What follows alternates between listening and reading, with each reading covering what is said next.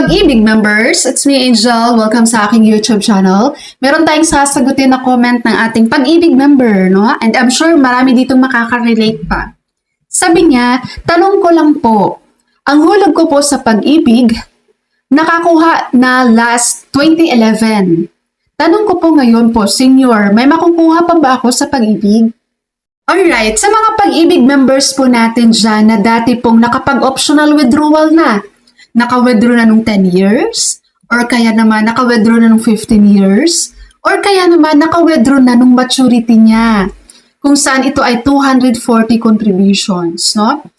And tinutukoy natin dito guys ay regular savings, no? Regular pag-ibig contributions natin sa pag-ibig fund. Hindi po ito ang MP2 ha.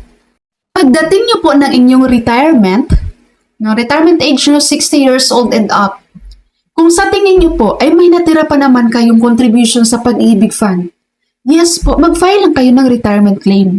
Yung natitira niyo doon, mawi-withdraw niyo pa rin yun. Pero po, kung nung nag-mature na ang inyong pag-ibig regular savings, tapos withdraw niyo yon at hindi na kayo naghulog pa. So, ibig sabihin, wala na talaga kayong natira doon sa pag-ibig fund. So, pagdating niyo po ng retirement age, guys, wala na talaga kayong makukuha doon. Kasi wala na kayong pera sa pag-ibig eh. Kinuha nyo na lahat. Pero doon po sa mga nakapag-optional withdrawal na kay pag-ibig, pero after nung mag-withdraw ay continuous pa rin silang naguhulog sa kanilang regular savings sa pag-ibig fund. Yes po, 100%.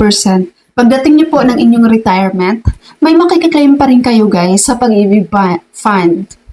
Yung mga bagong contributions po doon, may mga dividend pa rin yun. Papasukan pa din yun ng tubo, guys. Kaya pag dating nyo ng inyong retirement, makukuha nyo yun.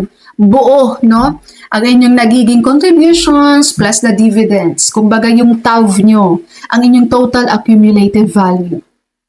Sa nag-comment po, sir, kahit nakapag-withdraw na kayo noong 2011, kung alam niyo naman po sa sarili nyo na may natira pa kayong contributions no sa pag-ibig, makukuha nyo pa rin yan pag mag-retire na kayo at the age of 60 years old.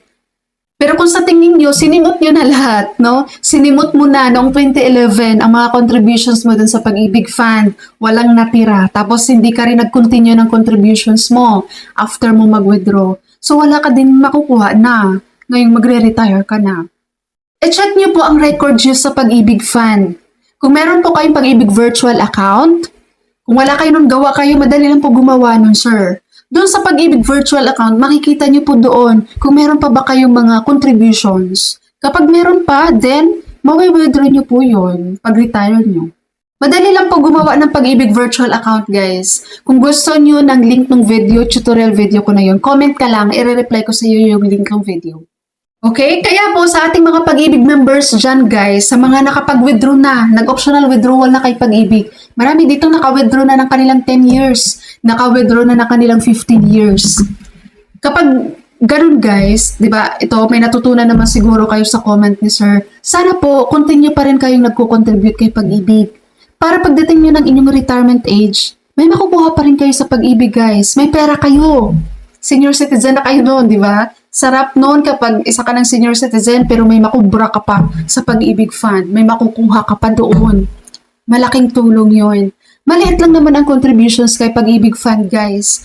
Kung voluntary member ka, ang minimum contributions lang ngayon ay 200 pesos monthly.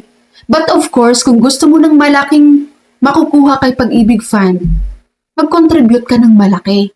Pwede mong gawing 500 monthly yan, 1,000 monthly, 1,500 monthly, kung magkano yung kaya mo.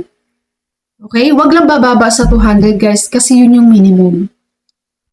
Pero sabi ko nga, kung gusto mo ng malaking makuha kay pag-ibig fund pag mag-retire ka na, mag-contribute ka ng malaki.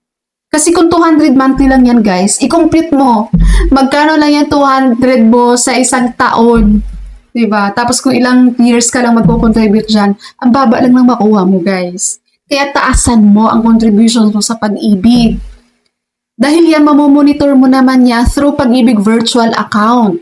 Tapos si pag-ibig guys, yearly, di ba? Meron silang announcement kung magkano ang dividend natin sa pag-ibig regular savings at pag-ibig MP2. So ngayon, Ikaw, Pag-ibig members, yearly, mamonitor mo yung tubo ng pera mo doon. Kung makita mo yung hulog mo doon na malaki ang monthly na hulog mo, mas maiinganyo ka. No, mas mai-encourage kang mag-contribute monthly kasi nakikita mo, oh, yung laki na ng pera ko. 'Di ba? So, dapat meron kayong Pag-ibig regular savings, meron din kayong Pag-ibig MP2. Yung Pag-ibig regular savings, i-save mo yun guys pagdating ng inyong retirement age. No, ma-withdraw mo yun pag mag-retire ka na, isa ka ng senior citizen. Dahil ang MP2 naman, after 5 years, ma-withdraw mo na yan. No, mature na yan ng 5 years. Diba? So, pag-isipan nyo ng mabuti, guys. Alright, Pag-ibig members, that's all for my video for today. Thank you so much for watching, everyone. God bless you all.